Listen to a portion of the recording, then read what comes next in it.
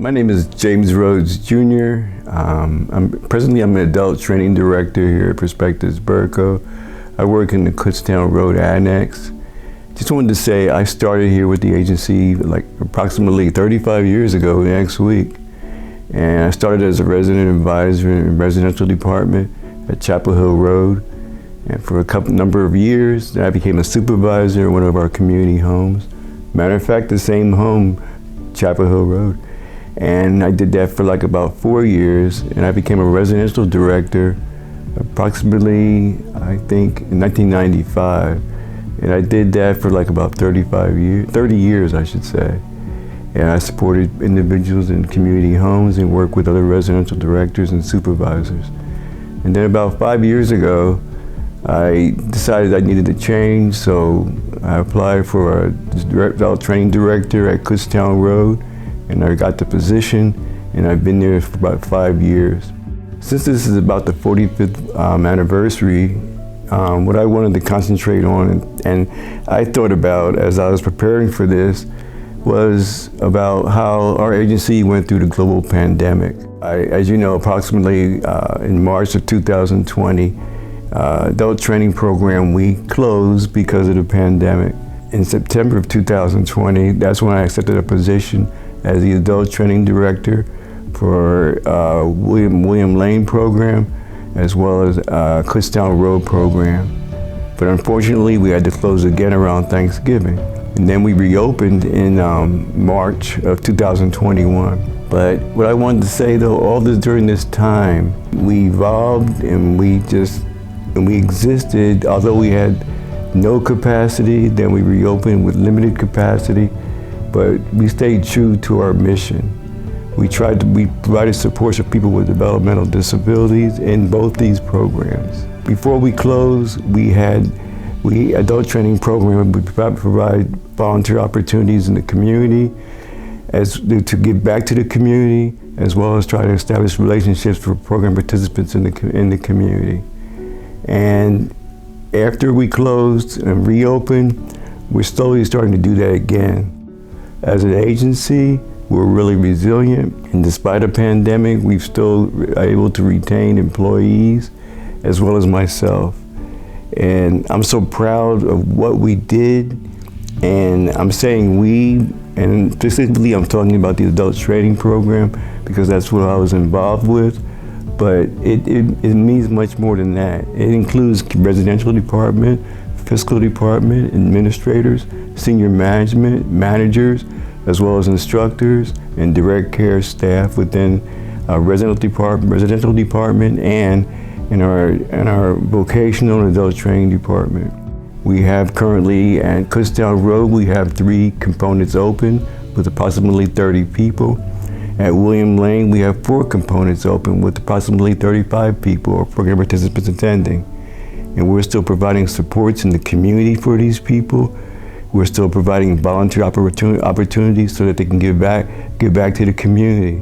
Some volunteer opportunities consist of working with Healthy Harvest. It's the sole provider for food assistance in Berks and Schuylkill counties. We work with Berks Encore, with Meals on Wheels. They provide meals for the elderly, as well as safety checks and friendly visits. We also, I should be more detailed and say program participants, they do visits for shut-ins like at least once a week, and also they do grocery shopping for seniors and for the elderly in Berks County.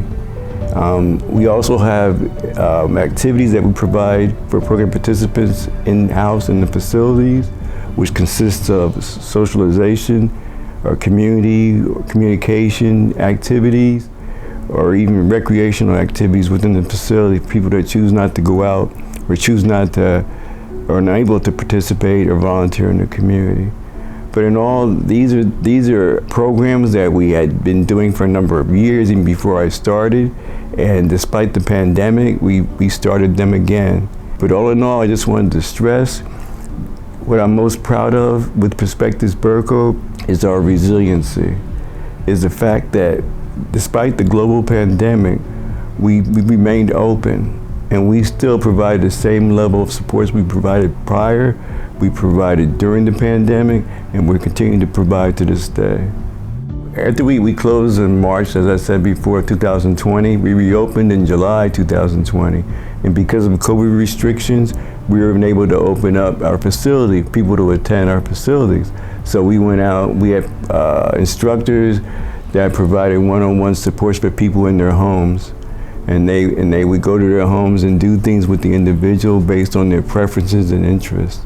And also they would take people one-on-one out in the community as other community resources opened up. I think with Meals on Wheels and our program participants that volunteer to take part in that, and what's significant about that is that a lot of the program participants know where these places are located.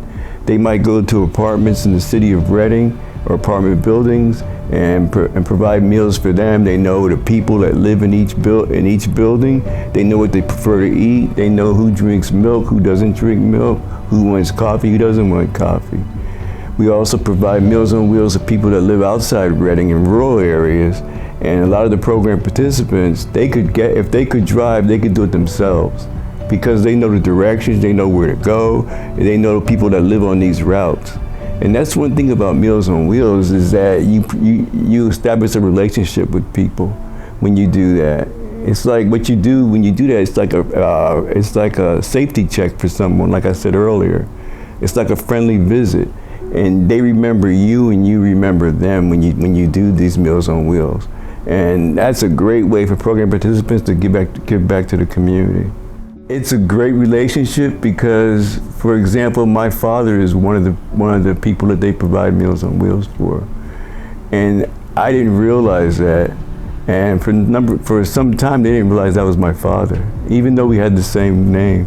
When I visit him, he'll tell me about who came and what they did, and they always say to me, well, how's your father's doing well? I went to see him, we talked about this, we talked about that. In the building that my father lives at, there's a number of people that live there too that they provide meals for them.